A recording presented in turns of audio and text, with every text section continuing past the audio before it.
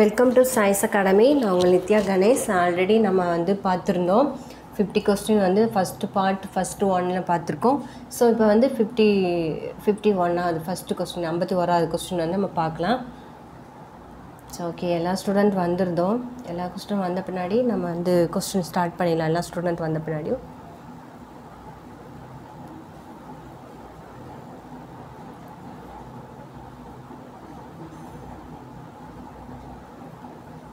Okay, நம்ம வந்து start பண்ணிடலாம்.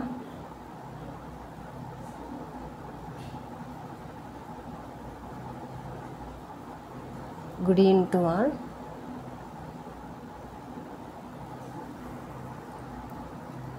ஓகே, நம்ம வந்து கொஸ்டின் ஸ்டார்ட் பண்ணிடலாம். வாய்ஸ் கிளியராக இருக்குல்ல உங்களுக்கு? ஓகே, இவற்றுள் ஃபஸ்ட் 51வது கொஸ்டின் ஸ்டார்ட் பண்ண போகிறேன். 51வது கொஸ்டின் நோட் பண்ணிக்கோங்க. இவற்றுள் பார்வை புலம் அதிகம் உள்ளது. பார்வை புலம் அதிகம் உள்ளது டேஸ் இல்லை. ஸோ என்னன்னு பார்த்து சொல்லுங்கள், ஆன்சர் சொல்லுங்கள்.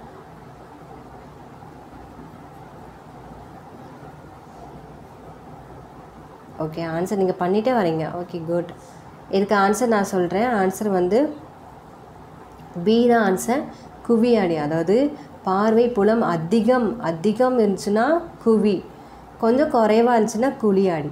கொஞ்சம் இது கன்ஃபியூஷனாக இருக்கும். ஏன்னா அது கண் சம்மந்தமாக ஆல்ரெடி அது கண்ணுனாவே குழின்னேன். ஏன்னா கண் ப்ராப்ளம் இருந்துச்சுனாவே குழியாடி சொல்லினா. ஸோ இது வந்து அதிகமாக இருக்குது. நம்ம பார்வைக்கு புலம் அதிகமாக இருந்தால் குவியாடி, கொஞ்சம் கம்மியாக இருந்துச்சுன்னா குழியாடின்னு ஞாபகம் வச்சுக்கோங்க. ஸோ இது ரெண்டு தான் கொஸ்டின் உங்களுக்கு கன்ஃபியூஷன் ஆகும். அதிகம்னா குவி, அதேமாதிரி கம்மியாக இருந்துச்சுன்னா குழியாடி ஞாபகம் வச்சுக்கோங்க. அடுத்து ஹாஸ்பிட்டலில் கண்ணுக்கு ப்ராப்ளம், கண்ணுக்கு என்ன ஆடி யூஸ் பண்ணுறாங்க? குழி ஆடி மட்டும்தான் யூஸ் பண்ணுவாங்க. ஸோ அது ஞாபகம் வச்சுக்கோங்க. ஓகே, நெக்ஸ்ட் கொஸ்டின் போகலாம். ஓகே, 52வது கொஸ்டின்.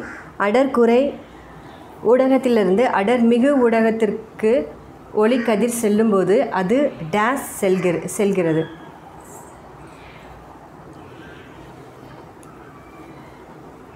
பார்த்துக்கோங்க, நல்ல கொஸ்டின் ரீட் பண்ணுங்கள்.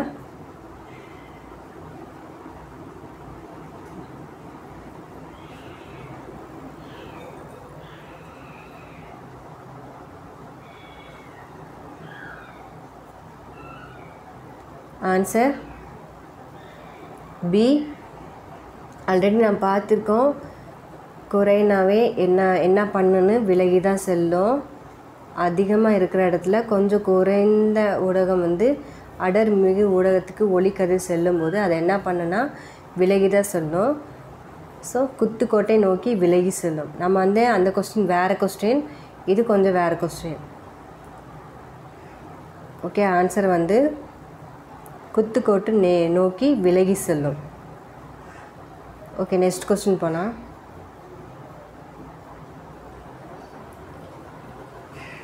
இல்லை, ரெண்டுமே சேம் தான். பட் நீங்கள் என்னன்னா புரிஞ்சுக்கணும். இப்படிலாம் கொஸ்டின் கேட்பாங்களாம் புரிஞ்சுக்கணும். அடர்குறை ஊடகத்துக்கு நான் வந்து ஃபஸ்ட்டு அந்த கொஸ்டின் ஒன்று சொல்லியிருந்தேன். அதுவும் ரெண்டுமே ஈக்குவல் தான். பட் கீழே வந்து ஆப்ஷன் கொஞ்சம் டிஃப்ரெண்ட்டாக வச்சுருப்பான். ஸோ அதனால் இந்த கொஸ்டின் வந்து உங்களுக்கு ரிப்பீட்டடாக யாவும் இருக்கான்னு சொல்லி செக் பண்ணுறதுக்காக இந்த கொஸ்டின் வச்சது. அதில் 2 கொஸ்டின் உங்களுக்கு ரிப்பீட்டடாக வச்சுருப்பேன். பட் கொஸ்டின் மெத்தட் வித்தியாசமாக்கும், ஆப்ஷன் கீ வந்து கொஞ்சம் வித்தியாசமாக இருக்கும். ஓகே, நெக்ஸ்ட் கொஸ்டின் போனால் 53வது கொஸ்டின், 54 2 கொஸ்டின் நான் சொல்கிறேன். கை மின் விளக்கில் எதிரொலிப்பானாக பயன்படுவது டேஸ், அது தெரு விளக்குகளில் பயன்படும் ஆடி. ஸோ நல்லா ஞாபகம் வச்சுக்கோங்க. ரெண்டுமே ரொம்ப யூஸ்ஃபுல் தான். எந்த ஆடி யூஸ் பண்ணுறாங்கன்னு பார்த்துக்கோங்க. ஸோ 2 கொஸ்டின் டக்குன்னு ஆன்சர் பண்ணுங்கள். ஓகே, நம்ம இதுக்கு 53வது கொஸ்டின் நான் சொல்கிறேன். ஆன்சர் சொல்கிறேன். ஏன் ஆன்சர் கை மின் விளக்கில் எதிரொலிப்பானதாக பயன்படுவது குழியாடி. ஸோ நம்ம வந்து டார்ச் லைட் வந்து யூஸ் பண்ணுவோம், நைட் நேரங்களில் போய் யூஸ் பண்ணுவோம். ஸோ அது வந்து குறிப்பிட்ட அளவில் போகும். பட்டு நம்மளுக்கு தூரத்தில் இருக்கிற அளவு வந்து நம்ம கண்ணுக்கு எட்டாத தூரத்தில் வந்து காட்டு கொடுக்கறது தான் அந்த குழியாடியோட வேலை. குவியாடினா நம்ம பக்கத்தில் இருக்கிற அளவு தான் அந்த குவியாடி. பார்த்தீங்கன்னா பக்கத்தில் நம்ம கண்ணால் பார்க்குற முடியும் மட்டும்தான் அது வந்து குவியாடின்றோம். நம்மளுக்கு கண்ணால் பார்க்க முடியாத தூரத்தில் கொண்டு போய் காமிக்கிறது வந்து இந்த குழியாடியோட. அதாவது டார்ச் லைட்டில் வந்து பாருங்கள் இவ்வளோ நம்ம அங்கே இருக்குது அப்படின்னா லைட்டு மூலம் தான் காமிச்சா அந்த வெளிச்சம் பட்டு பார்த்தம்போது தான் ஓ இது மரம், இது குருவி, இது காய் அப்படின்னு சொல்லி நம்ம தூரத்தில் அப்சர்வ் பண்ணி கண்டுபிடிக்கிறது. அது அதாவது டார்ச் லைட்னாவே குழியாடின்னு சொல்லி ஞாபகம் வச்சுக்கோங்க. ஸோ இது வந்து 53க்கு ஏ ஆன்சர். 54வது கொஸ்டினுக்கு வந்து தெரு விளக்குகளின் பயன்படும் ஆடினாவே குழியாடி சி. ஸோ இதுவும் குழியாடி. விளக்கு விளக்கு விளக்கு அப்படின்னு வந்துச்சுனாவே குழியாடி. அதேமாதிரிக்கு குழியாடி வேறு எங்கே யூஸ் பண்ணால் இந்த கண்ணுக்கு ப்ராப்ளம் வந்துச்சுன்னா கண்ணுக்கு டாக்டர் அந்த சம்மந்தமாக கண் சம்மந்தமாக ஒரு ஆடி யூஸ் பண்ணுறாங்கன்னா குழியாடி. ஸோ இது வந்து இது பார்த்துக்கோங்க. விளக்குனாவே அப்படின்னாவே குழியாடின்னு நீங்கள் ஞாபகம் வச்சுக்கணும். அதாவது டார்ச் லைட், தெரு விளக்குகளின் பயன்படும் ஆடி, குழியாடி. ஸோ இந்த ரெண்டுமே சூப்பரான கொஸ்டின். குழியாடி பார்த்துக்கோங்க. குழியாடி சம்மந்தமாக 2 கொஸ்டின் இருக்குது. ஸோ நெக்ஸ்ட் கொஸ்டின் போகலாம். ஓகே, நெக்ஸ்ட் கொஸ்டின் 55வது கொஸ்டின். ஒளியானது டேஸ் அலை வடிவத்தில் செல்கிறது. ஒளியின் திசைவேகம் பெருமாக உள்ளதுன்னா பார்த்துக்கோங்க. எக்ஸ்ட்ரா தான் இருக்குது, இந்த பெருமாகன்னு தான் சொல்லுவாங்க.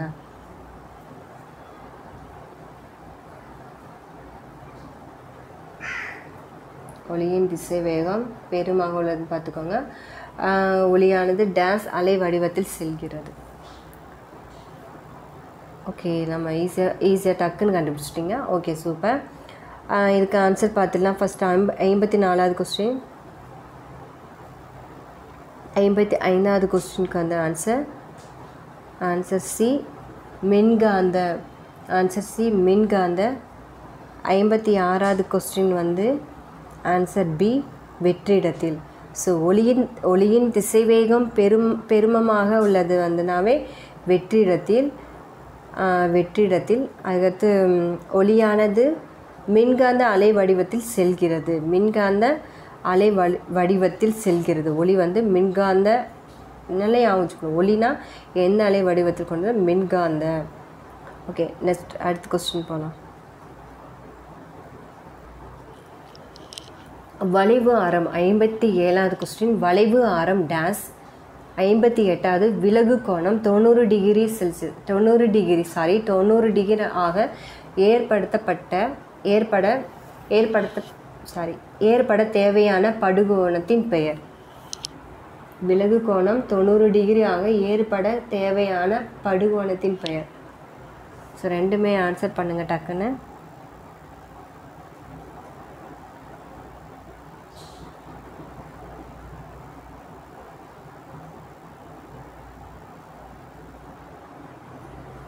ஐம்பத்தி ஏழாவதுக்கு வந்து ஆப்ஷன் வந்து தப்பாக வச்சுருக்காங்க. ஸோ டைப்பிங்கில் கொஞ்சம் தப்பாக இருக்குது. நான் வந்து சொல்கிறேன், நீங்கள் அதை மட்டும் நோட் பண்ணிகிட்டே வாங்க.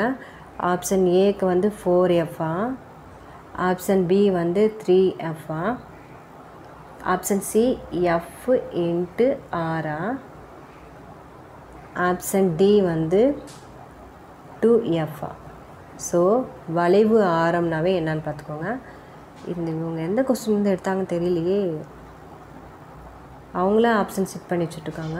இதுக்கு மட்டும் நான் கரெக்டாக தான் கொடுத்துட்ருந்தேன்.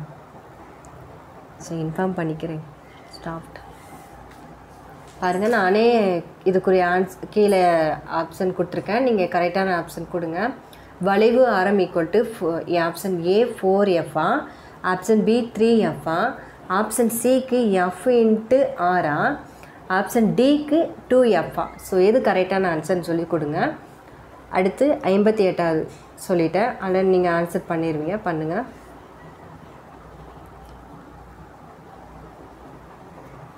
குட், ஆன்சர் பண்ணுறீங்க. ஸோ இதுக்கு 57க்கு ஆன்சர் வந்து 2F. ஸோ வளைவு ஆரம்னாவே 2F. Answer D. Answer D தான் 2F. ஸோ வளைவு ஆரம்னாவே = 2F. இது கரெக்டான ஆன்சர். நீங்கள் நல்லா ஞாபகம் வச்சுக்கோங்க. அதுக்கடுத்து 58வது விலகு கோணம் 90 டிகிரி ஆக ஏற்பட தேவையான படுகோணத்தின் பெயர்னாவே ஆன்சர் மாறுநிலை கோணம். Answer A மாறுநிலை கோணம்ன்றாங்க. மாறுநிலை கோணம், மாறுநிலை கோணம், மாறுநிலை கோணம்ன்றாங்க. ஓகே, அடுத்த கொஸ்டின்.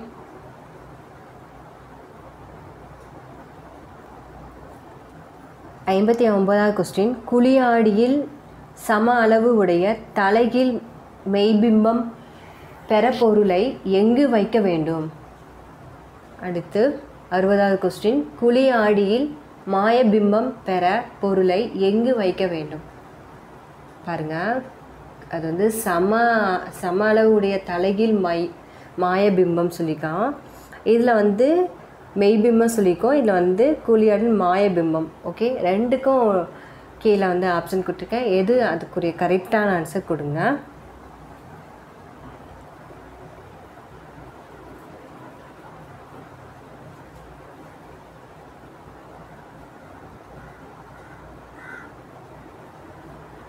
ஓகே, ஆன்சர் பார்த்துலாம். ஆன்சர் வந்து 59வதுக்கு ஆன்சர் வந்து டி, சியில். குழியாடியில் சம அளவு உடைய தலைகீழ் மெய்பிம்பம் பெற பொருளை எங்கு வைக்க வேண்டும்னா சியில். மெய்பிம்பம், தலைகீழ் மெய்பிம்பம்னாவே சியில். குழியாடி சம அளவு உடைய தலைகீழ் மெய்பிம்பம்னாவே சியில். குழி ஆடியில் மாயபிம்பம், மாயபிம்பம்னாவே பி. Answer B. எஃப்க்கும் பிக்கும் இடையில், பிக்கும் இடையில் மாயபிம்பம்னாவே எஃப்க்கும் பிக்கும் இடையில் அப்படின்றாங்க. இது வந்து மெய்பிம்பம் நம்ம தலைகீழ் மெய்பிம்பம்னாவே சியில் அப்படின்றாங்க. ஸோ இது வந்து மாயபிம்பம், எஃப்க்கும் பிக்கும் இடையில்ன்றாங்க. ஓகே, அடுத்து நெக்ஸ்ட் கொஸ்டின் போகலாம்.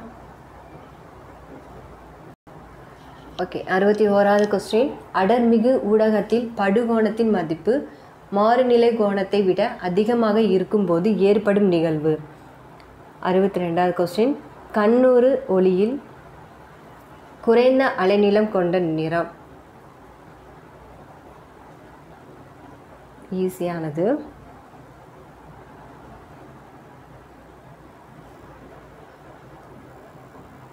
பாருங்க,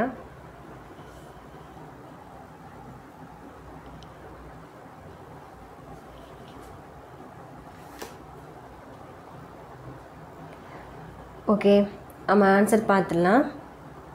61வது கொஸ்டின் சி ஆன்சர் முழு அக எதிரொலிப்பு. அடர் மிகு ஊடகத்தில் படுகோணம் மதிப்பு மாறுநிலை கோணத்தை விட அதிகமாக இருக்கும்போது ஏற்படும் நிகழ்வு முழு அக எதிரொலிப்பு. முழு அக எதிரொலிப்புன்றாங்க. ஸோ சி தான் ஆன்சர். கண்ணூறு ஒளியில் குறைந்த அலைநீளம் கொண்ட நிறம்னாவே சி. ஆன்சர் சி ஊதா. ஊதா தான் கொஞ்சம் குறைந்த அளவு, கண்ணுக்கு வந்து கொஞ்சம் கம்மியான அளவுன்னு சொல்கிறாங்க. அலைநீளம் கொண்டது நிறம் வந்து ஊதான்றாங்க. அதான் லைட் கலர் தானே ஊதா. மற்றது கொஞ்சம் டார்க் தான், எல்லோ டார்க்கில் இருக்கும், green dark, red torque.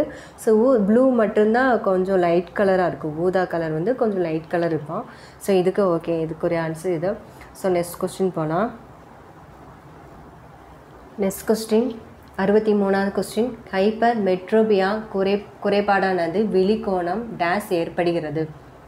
Hyper மெட்ரோபியா குறைபாடானது விழிக்கோணம் டேஸ் ஏற்படுகிறது.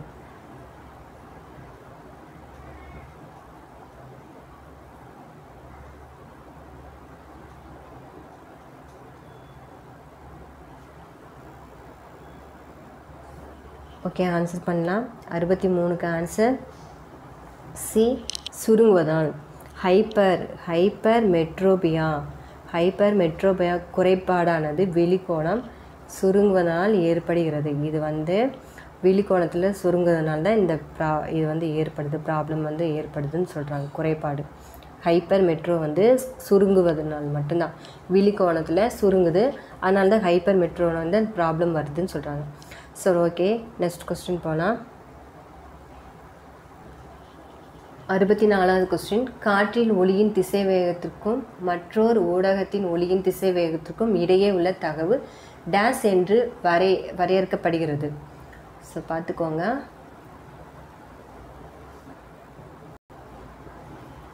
காற்று ஒளியின் திசைவேகத்திற்கும் மற்ற ஊடகத்தின் ஒளியின் திசைவேகத்திற்கும் இடையே உள்ள தகவு டேஸ் என்று வரையறுக்கப்படுகிறதுனா ஆன்சர்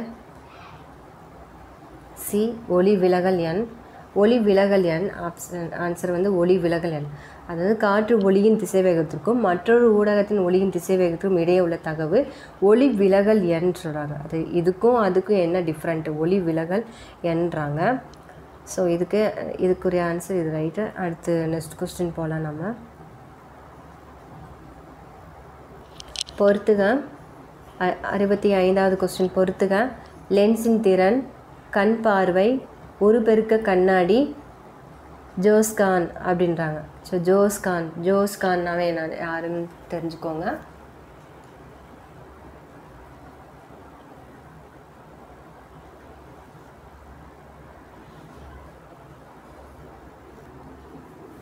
ஓகே, நம்ம ஆன்சர் பார்த்துலாம். ஆன்சர் வந்துக்கு இதுக்குரிய ஆன்சர்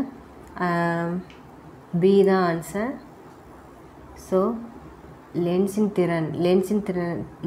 திறன்னாவே டயாப்டர். ஸோ ஃபஸ்ட்டு ஒன்றுக்கு ஏ தான். செகண்ட் வந்து கண் பார்வை வந்து சி. ஐரிஸின் மையப்பகுதி, கண் பார்வைன்னா ஐரிஸின், இது வந்து உள்ளே இருக்க அந்த கண் விழின்னு நினைக்கிறேன் மையப்பகுதி. ஸோ இது வந்து கண் பார்வை, ஐரிஸின் மையப்பகுதின்றாங்க. ஒரு பெருக்க கண்ணாடினா எளிய நுண்ணோக்கி. ஸோ நம்ம வந்து ஒரு பெருக்க கண்ணாடினாவே ஒரு எக்ஸ்ட்ரா இருக்க அந்த ஒரு பெருக்க கண்ணாடினா எளிய நுண்ணோக்கி. ஸோ ஆப்ஷன் இது பி. ஜோகன்னாவே தொலைநோக்கி. ஸோ 4. ஸோ இதுதான் இது கரெக்டான ஆன்சர். ஏசிபிடினா இதுக்குரியதான் ஆன்சர். ஸோ நெக்ஸ்ட் கொஸ்டின் போகலாம். 66வது கொஸ்டின். பெரிய நேரான மாயபிம்பத்தை பெற குவி லென்ஸிற்கு முன்னால் பொருளை எங்கு வைக்க வேண்டும்? பெரிய நேரான மாயபிம்பத்தை பெற குவி லென்ஸிற்கு முன்னால் பொருளை எங்கு வைக்க வேண்டும்?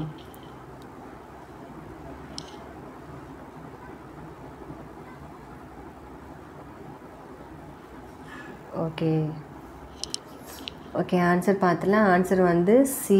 எஃப்க்கு ஒளி மையத்திற்கு இடையில். எஃப்க்கும் ஒளி மையத்திற்கும் இடையில்ன்றாங்க. கொஸ்டின் நான் நல்லா ரீட் பண்ணுறேன், நீங்கள் ஆப்ஷன் சி ஞாபகம் வச்சுக்கோங்க. பெரிய நேரான மாயபிம்பத்திற்கும் பெற குவி லென்ஸிற்கும் முன்னால் பொருளை எங்கு வைக்க வேண்டும்னாவே ஆன்சர் சி. எஃப்க்கும் ஒளி மையத்திற்கும் இடையில்ன்றாங்க. ஸோ இதுதான் இது கரெக்டாக இதுக்குரிய ஆன்சர். நெக்ஸ்ட் கொஸ்டின் போகலாம். பாருங்கள், 67வது கொஸ்டின். கூற்று மற்றும் காரணம். ஸோ கூற்று ஃபஸ்ட்டு பார்க்கலாம். விழி லென்ஸின் குவிக்கும் திறன் அதிகரிப்பதால் கிட்ட பார்வை என்றும் பார்வை குறைபாடு தோன்றுகிறது. காரணம், குழி லென்ஸை பயன்படுத்தி கிட்ட பார்வை குறைபாட்டை சரி செய்யலாம். பார்த்துக்கோங்க, குழி லென்ஸ்னாவே பயன்படுத்தி கிட்ட பார்வை குறைபாட்டை சரி செய்யலாம்ன்றாங்க.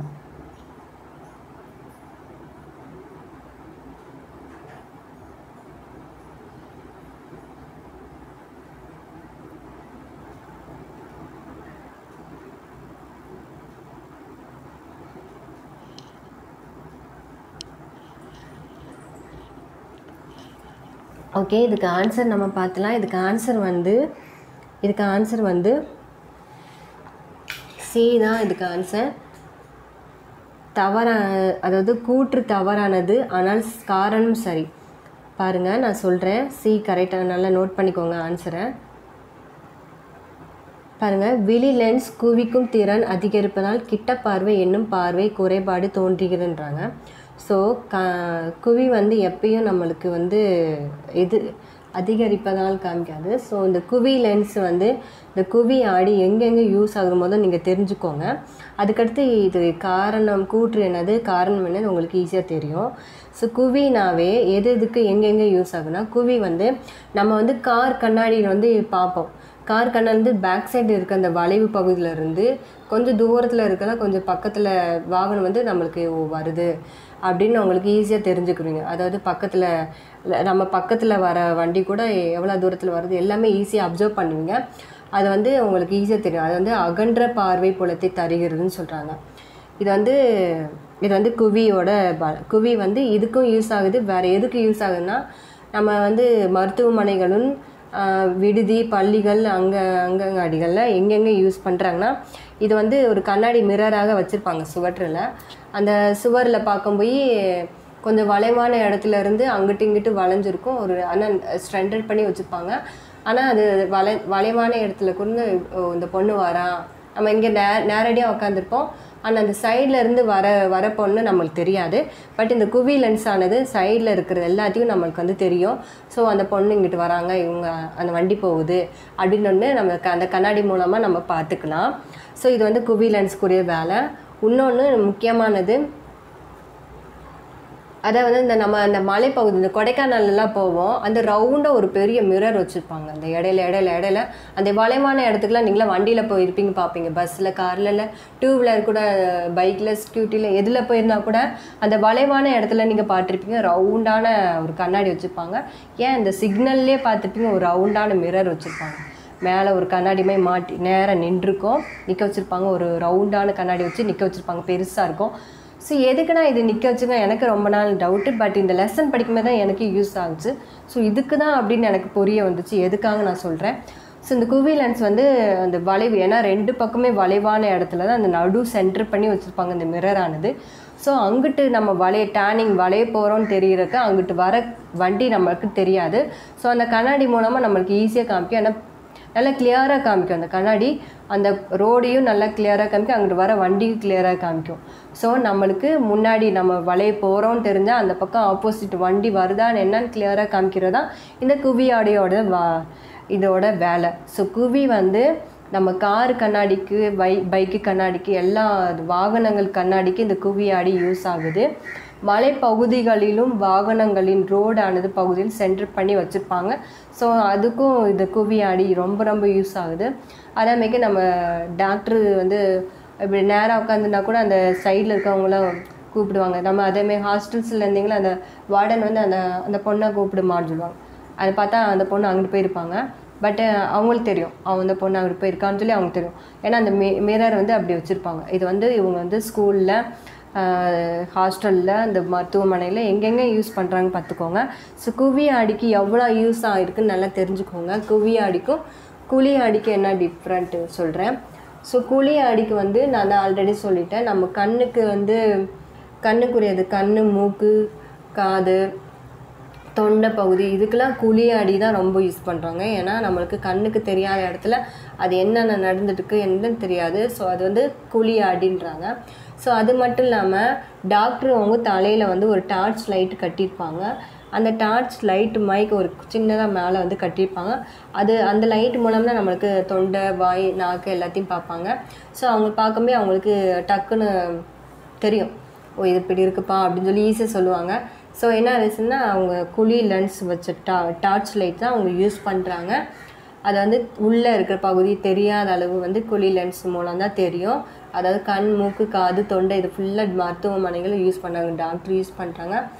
ஸோ அதை வைக்க தொலைநோக்கில் குழி ஆடிகள் ரொம்ப யூஸ் பண்ணுங்க. அது ரொம்ப தொலைநோக்கி வந்து குழி ஆடி, அதாவது டார்ச் லைட்டு பார்த்தாங்கன்னா ரொம்ப தொலை தூரத்தில் இருக்குன்னு நான் வந்து ஆல்ரெடி சொல்லிட்டேன். ஸோ இதுக்கு ரெண்டுக்கும் டிஃப்ரெண்ட் என்னன்னு தெரிஞ்சுக்கணும். அதனால தான் குழி லென்ஸை பயன்படுத்தி கிட்ட பார்வை குறைபாட்டை சரி செய்யலாம்ன்றாங்க. அதாவது குழி லென்ஸை வந்து கண்ணுக்கு தெரியாதவங்க வந்து கிட்ட பார்வை, கிட்டத்தில் இருக்கிறவங்க மட்டும்தான் தெரியும், தூரத்தில் இருக்கிறவங்க தெரியாது. ஸோ இந்த குழி லென்ஸை யூஸ் பண்ணவே தூரத்தில் இருக்க பொருள்களையும் மரங்களையும் செடி, ஆள்கள், நடமாறு எல்லாமே தூரத்துலேருந்து காட்டுறது தான் கண்ணுக்கு தெரியாதது ஃபுல்லாக அப்சர்வ் பண்ணி காமிக்கிறது தான் குழி ஆடியோட வேலை. ஸோ இதுதான் கூற்று காரணம் எல்லாமே தெரிஞ்சுக்கோங்க. ஓகே, நெக்ஸ்ட்டு உங்களுக்கு புரிஞ்சிச்சா? இதுக்குரிய உங்களுக்கு விளக்கம் எல்லாமே நான் கிளியராக கொடுத்துட்டேன். குவினா என்னது, குழினா என்னது கொஞ்சம் கிளியராக தெரிஞ்சுக்கிட்டீங்க. ஓகே, இதுக்கு ஆன்சர் பார்த்தீங்கன்னா சி தான். கூற்று தவறானது, ஆனால் காரணம் சரி. ஓகே, நெக்ஸ்ட் கொஸ்டின் போகலாம். இதுக்கே நான் கொஞ்சம் டைம் எடுத்துக்கிட்டேன், ஏன்னா உங்களுக்கு ஈஸியாக புரியணும். நீங்கள் ரிப்பீட்டடாக இந்த கொஸ்டின் புக்குக்குள்ளே போனால் உங்களுக்கு ஈஸியாக தெரியணும், அதுக்காக தான். ஓகே, அடுத்த கொஸ்டின் போகலாம். ஓகே 68வது கொஸ்டின் ஆஸ்டிக் மெடிசம் குறைபாட்டை டேஸ் லென்ஸ்கள் மூலம் சரி செய்யலாம். ஆஸ்டிக் மெடிசம் குறைபாட்டை டேஸ் லென்ஸ்கள் மூலம் சரி செய்யலாம். 65வது கொஸ்டின் வெள்ளொளி ஒரு முப்பட்டக கண்ணாடியை மூலம் பல நிறங்களை பிரிவது.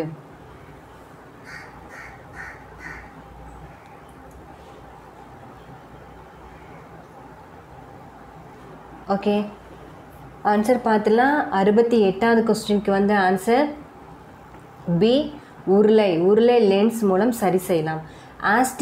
ஆஸ்டிக் மெடிசம் குறைபாட்டை வந்து உருளை லென்ஸை வச்சு சரி செய்யலான்றாங்க. வெள்ளொளி அதாவது நான் ஆல்ரெடி ஃபஸ்ட்டு அந்த கொஸ்டின் பார்த்துருக்கோம். பட் உங்களுக்கு ஏன் இருக்கான்னு செக் பண்ணுறதுக்காக வச்சுருப்பேன். நீங்கள் எதுவும் தப்பாக நினைக்க வேணாம். ஏன்னா உங்களுக்கு யூஸ் ஆகிறதுக்கா ரிப்பீட்டடாக இந்த கொஸ்டின்லாம் இப்படில வரும்னு தெரிஞ்சுக்கணும். ஸோ அதுக்காக தான். ஸோ நிறம் பிரிகை எப்பயும் அந்த ஒரு ஒயிட் கலர்லேருந்து பல வண்ணங்களாக கொண்டது. அதில் ஆல்ரெடி கொஸ்டின் கொஞ்சம் தெரியும், உங்களுக்கு டிஃப்ரெண்ட் வேரியஸ் தெரியுது. இந்த கொஸ்டினுக்கும் அந்த முன்னாடி கொஸ்டினுக்கும் கொஞ்சம் டிஃப்ரெண்ட் தெரியும். அதுக்காக தான் 2 கொஸ்டினாக செட் பண்ணி வச்சுருப்பேன். ஸோ உங்களுக்கு யூஸ் ஆகிறதுக்காக தான் வச்சுருக்கேன். ஸோ வெள்ளொளி ஒரு முற்பட்டக கண்ணாடி மூலம் பார்க்கும்போது அது நிறங்களாக பிரிவதுன்னா நிறப்பிரிகை. ஓகே நெக்ஸ்ட் கொஸ்டின் போகலாம். ஓகே அடுத்த கொஸ்டின் 70வது கொஸ்டின் ராலே சிதறல் விதிப்படி சிதறல் அளவானது படுகின்ற ஒளிக்கதிரின் டேஸின் நான்மடிக்க எதிர்த்தகவில் இருக்கும். அடுத்த கொஸ்டின் 71வது கொஸ்டின் தூர பார்வை குறைபாடு டேஸ் லென்ஸை பயன்படுத்தி சரி செய்யப்படும். ஆல்ரெடி கிட்ட பார்வைக்கு எந்த லென்ஸ் யூஸ் பண்ணால் சொல்லிட்டேன். அப்போ தூர பார்வைக்கு என்ன இருக்குன்னு பார்த்து சொல்லுங்கள்.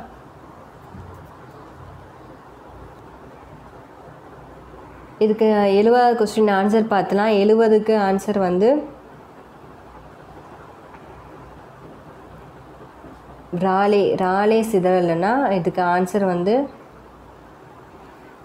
பி தான் ஆன்சர். அலை நீளம் ராலே சிதறல்னாவே அலை நீளத்தின் அப்படின்றாங்க. அதுக்கடுத்து தூர பார்வை கிட்ட பார்வைனா பி தான் ஆன்சர். குவித்தட்டு அதாவது கிட்ட பார்வைனா குழி லென்ஸு, தூர பார்வைக்கு கொஞ்சம் கிட்டத்தில் இருக்கிறது நமக்கு தெரியும். தூரத்தில் இருக்க மட்டும் தெரிவாங்க. கிட்டத்தில் நம்ம கையை ஆட்டினா கூட பக்கத்தில் நின்று இப்படி வரல இது என்னன்னா இது என்ன தெரியாது. ஸோ அவங்களுக்கு என்ன லென்ஸ் வந்து யூஸ் பண்ணால் அவங்களுக்கு வந்து ரெண்டுமே க்யூர் ஆயிரும். தூர பார்வையும் இருக்குது, ஆனால் அவங்களுக்கு கிட்ட பார்வையும் தெரியும்னா குவி லென்ஸ். கிட்டனாவே குவி, தூரனாவே குழி. ஸோ ஓகே நீங்கள் நல்லா ஞாபகம் வச்சுக்கணும். அடுத்த கொஸ்டின்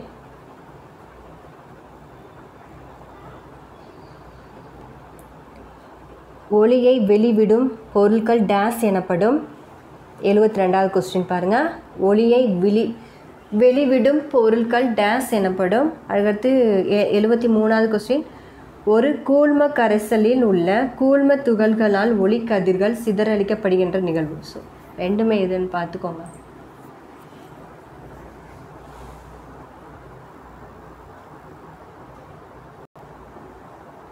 ஓகே ஆன்சர் பார்த்துலாம். 72வது கொஸ்டின் 72க்கு ஆன்சர் பாருங்கள். ஆன்சர் வந்து டி ஒளி மூலங்கள். ஸோ ஒளியை வெளிவிடும் பொருள்னா ஒளி மூலத்தில்னா அது வந்து வெளிவிடுது. ஒரு பொருள்லேருந்து வெளிவிடுதுன்னா ஒளி மூலங்கள் சொல்லி ஞாபகம் வச்சுக்கோங்க. ஸோ ஒளி மூலங்கள்.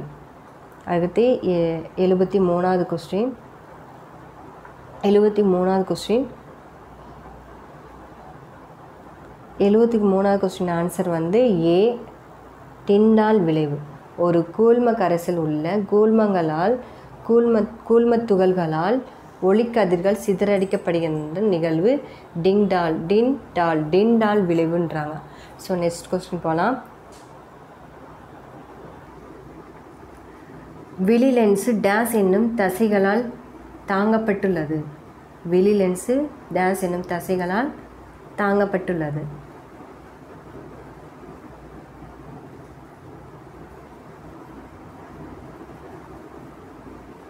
ஓகே ஆன்சர் பார்த்துலாம். 74க்கு பி தான் ஆன்சர். சிலியரி தசைகள். ஸோ விழி லென்ஸ் சிலியரி தசைகள் என்னும் தசைகளால் தாங்கப்பட்டுள்ளது. நெக்ஸ்ட் கொஸ்டின் போகலாம். 75வது கொஸ்டின். ஸ்னல் விதிப்படி விலகு கோணமானது ஊடகத்தின் டேஷ் சார்ந்து அமையும். 76வது கொஸ்டின்.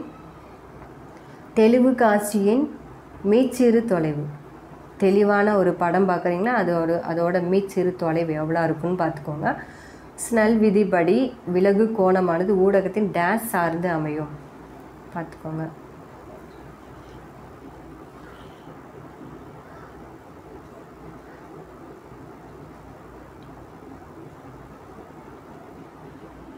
ஓகே, ஆன்சர் பார்க்கலாம்.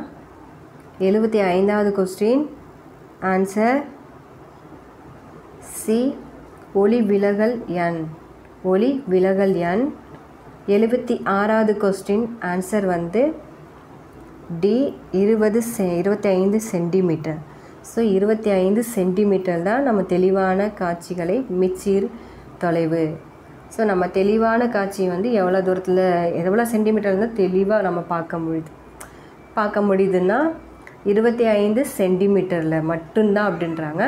ஸோ ஸ்னல் விதிப்படி விலகு கோணமானது ஊடகத்தின் ஒளி விலகல் எண் சார்ந்து அமையும். ஸோ இந்த 2 கொஸ்டினுக்கு ஆன்சர். ஓகே, நெக்ஸ்ட் கொஸ்டின் போகலாம். நெக்ஸ்ட் கொஸ்டின் 77வது கொஸ்டின். ஒரு லென்ஸின் திறன் 4D எனில் அதன் குவிய தொலைவு. 78வது கொஸ்டின். புதிய அதிர்வெண்களை கொண்ட நிறமாலை வரிகள் டேஸ்.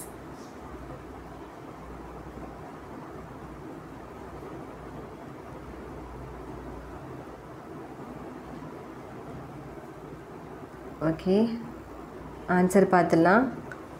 77க்கு ஆன்சர் வந்து 77க்கு ஆன்சர் ஒரு லென்ஸின் திறன் 4D எனில் குவிய தொலைவுனாவே பாருங்கள். குவினாவே கொஞ்சம் கம்மியாக இருக்கிற இடம் அப்போனா 0.25 மீட்டர். ஸோ கம்மியாக. குவினாவே கொஞ்சம் கிட்டந்தானப்பா, கிட்டத்தில் இருக்கிறதுனால தான் கொஞ்சம் கம்மி. அதனால் 0.25 மீட்டர் அப்படின்றாங்க. அடுத்து 78வது கொஸ்டின் வந்து டி ஆன்சர். டி, ராமன் வரிகள், நிறமாலை வரிகள். ஒரு புதிய அதிர்வெண்களை கொண்ட நிறமாலை வரிகள்னாலே டி ஆன்சர், ராமன் வரிகள். ஸோ நெக்ஸ்ட் கொஸ்டின் போகலாம். ராமன் வரிகள். டி வந்து 78வதுக்கு டி, ராமன் வரிகள். நிறமாலை வரிகள் கேட்டாங்கனாவே ராமன் வரிகள் ஞாபகம் வச்சுக்கோங்க. நெக்ஸ்ட் கொஸ்டின் போகலாம். ஓகே, 79வது கொஸ்டின். படுகின்ற ஒளி கற்றையின் ஆற்றலும் சிதறலடைந்த கற்றையின் ஆற்றலும் சமமாக இருந்தால் அது டேஷ் சிதறல் எனப்படும். நல்லா ரீட் பண்ணுங்கள்.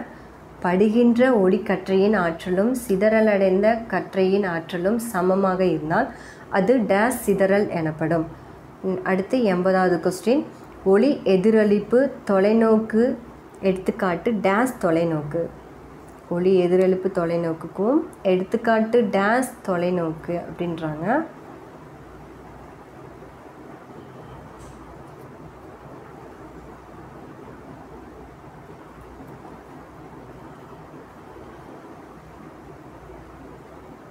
ஓகே, ஆன்சர் பார்த்துலாம்.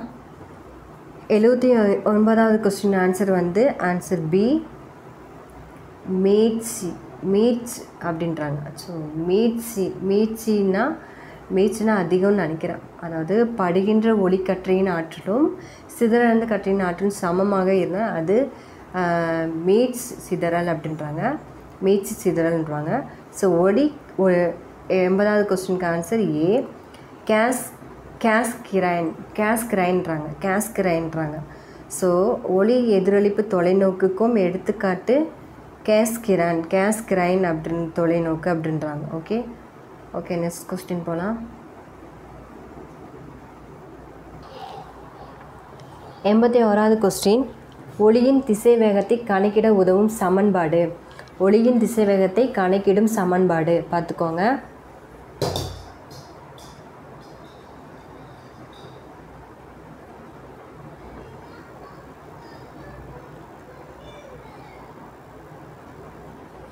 ஓகே, ஆன்சர் பார்த்தலாம். 81வது கொஸ்டினுக்கு ஆன்சர் சி. அதாவது சி ஈக்குவல் டு வி டெல்டான்னுவாங்க. இது வந்து டெல்டான்னுவாங்க, இது வந்து delta. So C equal to V delta, அதாவது ஒளியின் திசைவேகத்தை கணக்கிட உதவும் சமன்பாடு சி தான் answer. So C equal to V delta. Next question போனால் 82வது கொஸ்டின். 82வது கொஸ்டின் ஒளி விலகலின் ஸ்னெல் விதி. பாருங்கள், ஒளி விலகலின் ஸ்னெல் விதினா என்ன ஃபார்முலா பாருங்கள். அதுக்கடுத்து 83வது கொஸ்டின் ஒளி என்பது ஒரு வகை டேஸ். அதாவது ஆல்ரெடி நான் சொன்னதான், மறுபடியும் ரிப்பீட்டட் தான், நான் சொல்லிட்டேன். நீங்கள் பார்த்து ஆன்சர் பண்ணிடுங்க.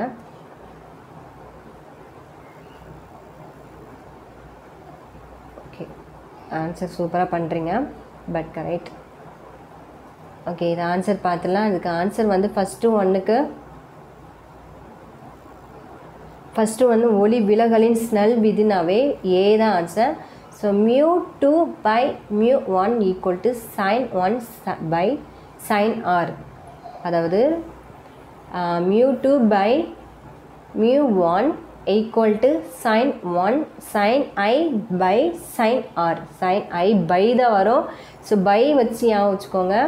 μ2 அதாவது μ2 by μ1 equal to sin i by sin r அப்படின்னு நீங்கள் ஒளி விலகலின் ஸ்னெல் விதினாவே சைன் பை சைன் வந்து ஐ பை ஆர்னு ஞாபகம் வச்சுக்கோங்க. அதாவது ஐயும் மேலே இருக்கணும், ஆறு கீழே இருக்கணும். அதுக்கடுத்து 2 மேலே இருக்கணும், 1 கீழே இருக்கணும். ஸோ இது மியூவில் பார்த்துக்கோங்க. இது வந்து ஃபார்முலா வந்து உங்களுக்கு எப்பயும் மறக்கக்கூடாது. μ2 by μ1 sin i by sin r. Okay, next question போகலாம். நெக்ஸ்ட் கொஸ்டின் ஆன்சர் சொல்லணும், பட் கீழே இருக்குது. இதுக்கு நீங்கள் ஆன்சர் பண்ணிட்டீங்க. ஆன்சர் வந்து ஆற்றல் தான். சி, ஒளி என்பது எப்பயும் ஒரு வகைனாவே ஆற்றல் தான். ஒளி வந்து ஒரு வகைனாவே ஆற்றல் தான். அடுத்த கொஸ்டின் போகலாம். நெக்ஸ்ட் கொஸ்டின் 84வது கொஸ்டின் வந்து இயற்கையில் அமைந்த ஒளி மூலம் டேஸ். இயற்கையில் அமைந்த ஒளி மூலம் டேஸ். ஆல்ரெடி நான் சொல்லிட்டேன், இது பார்த்தோன்னா உங்களுக்கு ஈஸியாக இருக்கும். 85வது கொஸ்டின் 5 டயாப்டர் திறன் கொண்ட லென்ஸின் குவி தூரம். டயாப்டர் திறன் கொண்ட லென்ஸின் குவி தூரம், குவிய தூரம்னாவே என்னன்னு பார்த்துக்கோங்க. ஸோ இது ரெண்டுக்கு ஆன்சர் சொல்லுங்கள்.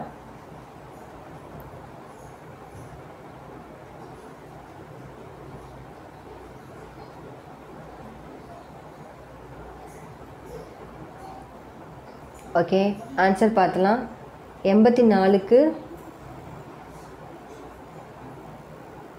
பாருங்கள். 84வதுக்கு இயற்கையில் அமைந்த ஒளிமூலம் சூரியன். Option B correct. 5 டயாப்டர் திறன் கொண்ட லென்ஸின் குவி தூரம்னாவே குவினாவே ரொம்ப பக்கம்ப்பா. இதுலேயே பாருங்கள், அதாவது 0.5 மீட்டர் போகக்கூடாது, கொஞ்சம் லென்ஸின் குவி தூரம் பாருங்கள். 1/5 சரியா, 1/5 metre. C, answer C. So இதுதான் கரெக்டான ஆன்சர். 5 டயாப்டர் திறன் கொண்ட லென்ஸின் குவி தூரம்னாவே 1/5 மீட்டர்ன்றாங்க. அடுத்து நெக்ஸ்ட் கொஸ்டின் போகலாம். 86வது கொஸ்டின். 86 கொஸ்டின் வந்து படுகதிரின் அதிர்வெண்ணுக்கும் சமமான அதிர்வெண்ணை கொண்ட நிறமாலை வரிகள் டேஸ். பார்த்துக்கோங்க, படுகதிர் அதிர்வெண்ணுக்கும் சமமான அதிர்வெண்ணுக்கும் கொண்ட நிறமாலை வரிகள் டேஸ். 87வது கொஸ்டின் கண்ணிற்குள் நுழையும் ஒளியின் அளவை கட்டுப்படுத்துகிறது.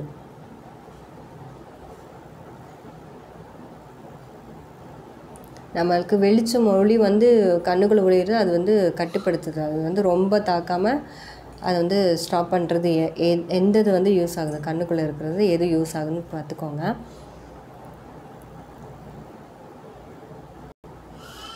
ஓகே, ஆன்சர் பார்த்துலாம். ஆன்சர் வந்து 86வதுக்கு பி ஆன்சர், ராலே வரிகள். 87வது கொஸ்டினுக்கு வந்து பி தான், ஐரிஸ். ஸோ ஐரிஸ் தான் நம்மளுக்கு கண்ணுக்குள்ளே எதுவுமே வெளிச்சம் வந்து அவ்வளோவா டைரெக்டாக நுழைய விடாமல் பாதுகாத்துக்கிறது. So iris B answer. 85க்கு ஐரிஸ். 84வது கொஸ்டின் வந்து ராலே வரிகள். பார்த்துக்கோங்க, அந்த கொஸ்டின் நான் ரீட் பண்ணுறேன். படுகதிரின் அதிர்வெண்ணுக்கும் சமமான அதிர்வெண் கொண்ட நிறமாலை. ஸோ இதுக்கும் ரெண்டுமே சமம்னாவே ராலே வரிகள் சமமாக இருக்குது. ஓகேவா? அதனால் ராலே நிறமாலைனாவே ராலே. ஓகேவா? அடுத்த கொஸ்டின் 87க்கு ஐரிஸ். நெக்ஸ்ட் கொஸ்டின் போகலாம். ஒரு முப்பட்டகத்தின் வழியே செல்லும் நீலம், பச்சை மற்றும் சிவப்பு நீளங்களின் அலைநீளங்கள் VB, VG, VR எனில் பின்வருவற்றுள் சமன்பாடு சரியானது. ஒரு முப்பட்டகத்தின் வழியே செல்லும் நீலம், பச்சை மற்றும் சிவப்பு நிறங்களின் அலைநீளங்களின் VB, VG, VR எனில் பின்வருவற்றுள் சமன்பாடு சரியானது. ஸோ பாருங்கள், எது கரெக்டானது அப்படின்றாங்க.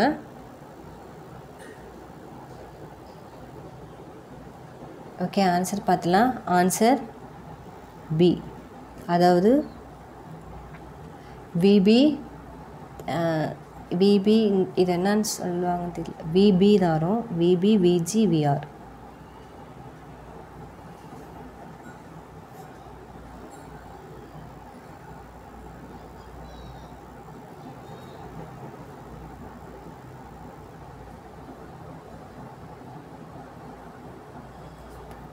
அதாவது இந்த மாதிரி கேட்டிருந்தேன், இந்த மாதிரி சிம்பிள் இருந்துச்சுன்னா நீங்கள் போட்டுருங்க.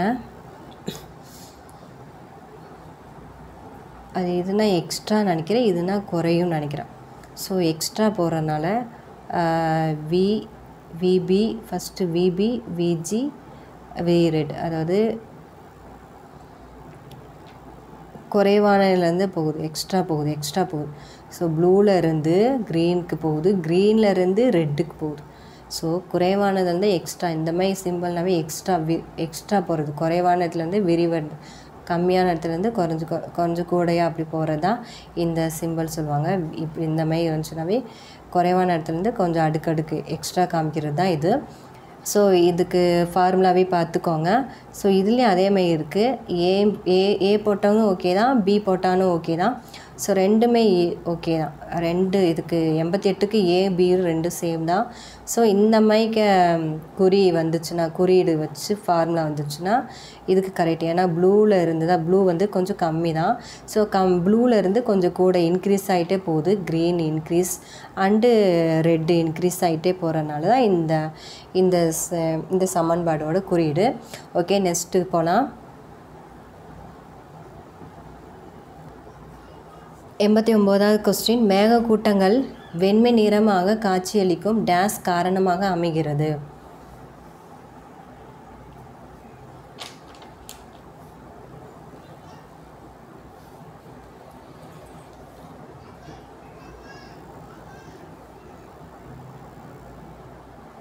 Okay, answer C answer. சிதறல். மீனா அதிகம்.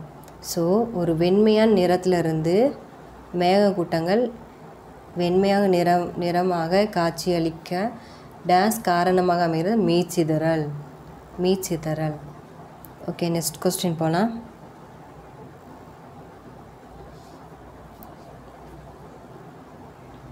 90வது கொஸ்டின்.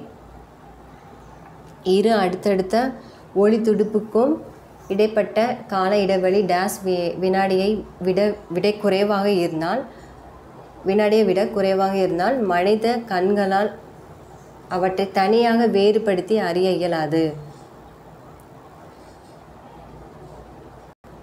பார்த்துக்கோங்க, அது நம்ம கண்கள் வந்து தனித்தனியாக அது வேறுபடுத்தி அறிய இயலாதுன்றாங்க.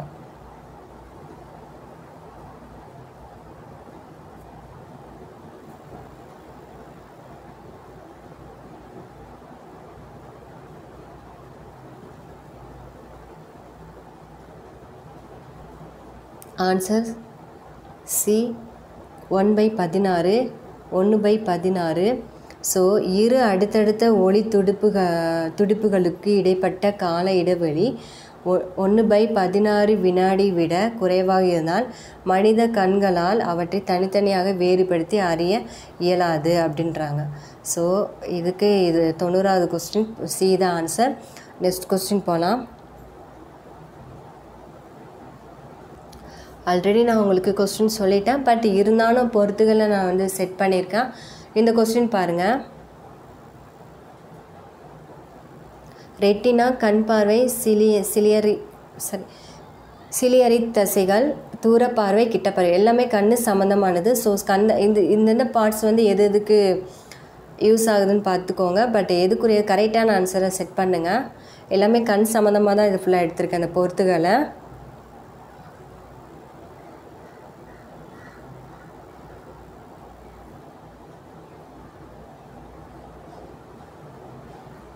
ஓகே, இதுக்கு ஆன்சர் பார்த்துலாம். ரெட்டினா வந்து ஆன்சர், இதுக்கு என்ன ஆன்சர்னா 91வது கொஸ்டின் ஆன்சர் வந்து டி தான் ஆன்சர். ரெட்டினா வந்து விழித்திரை. ஸோ ஃபஸ்ட்டு கண் பார்வைனாவே கண்களின் ஒளிக்கதிர் செல்லும் பாதை. செகண்டு ஏ. சிலியரி தசைகள்னாவே விழி ஏற்பமைப்பு திறன். தூர பார்வைனாவே இது வந்து கி. தூர பார்வை 4வதுக்கு வந்து அண்மை புள்ளி வழியே விட்டு விலகி செல்தல். கிட்ட பார்வைனாவே சேம புள்ளி வழியே நோக்கி நகர்தல். ஓகே, இதுதான் இதுக்குரிய கொஸ்டினுக்குரியது answer. Okay, next question, last question.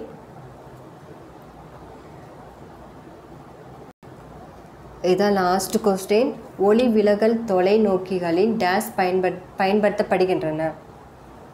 ஒளி விலகல் தொலைநோக்கிகளின் டேஷ் பயன்படுத்தப்படுகின்றன.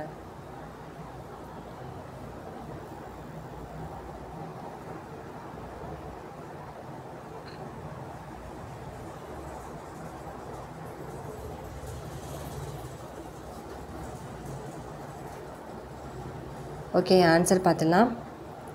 இதுக்கு ஆன்சர் டி, லென்ஸ்கள். ஸோ ஒளி விலகல் தொலைநோக்கிகளை டேஷ் பயன்படுத்த லென்ஸ் இருந்தால் மட்டும்தான் நம்ம ஒளி விலகல் வந்து தொலைநோக்கிகளில் பார்க்க முடியுதுன்றாங்க, பயன்படுத்தப்படுகிறது. ஸோ லென்ஸ்கள். So okay, thank you student, thank you. Next வந்து உங்களுக்கு சோசியல் சயின்ஸ் நான் சொல்கிறேன். அதேமாதிரி சயின்ஸு சோசியல் சயின்ஸ் வந்து உங்களுக்கு எப்போ என்ன லெசன் உங்களுக்கு தனியாக உங்களுக்கு ஒரு எப்பயும் போல் உங்களுக்கு அந்த ஆடியோ மூலமாக அந்த உங்களுக்கு பிக்சர்ஸ் வச்சு நாங்கள் சொல்லிடுவேன். ஸோ ஓகே ஸ்டூடெண்ட், ஓகே, ரொம்ப தேங்க்யூ. நீங்கள் நல்ல டெஸ்ட்டு அட்டன் பண்ணிங்க, ரொம்ப யூஸ்ஃபுல்லாக இருக்குன்னு நான் நினைக்கிறேன். ரொம்ப தேங்க்யூ. அடுத்து நீங்கள் உங்களுக்கு சோசியல் சயின்ஸ் என்ன டைமிங் எல்லாம் உங்களுக்கு லைவ்னாவே உங்களுக்கு தெரிஞ்சிடும். சோசியல் சயின்ஸ் வந்து உங்களுக்கு எப்படியாவது 10 o'clock நான் உங்களுக்கு வந்து அந்த டெஸ்ட்டு கொடுத்துருவேன். ரொம்ப தேங்க்யூ ஸ்டூடெண்ட், தேங்க்யூ.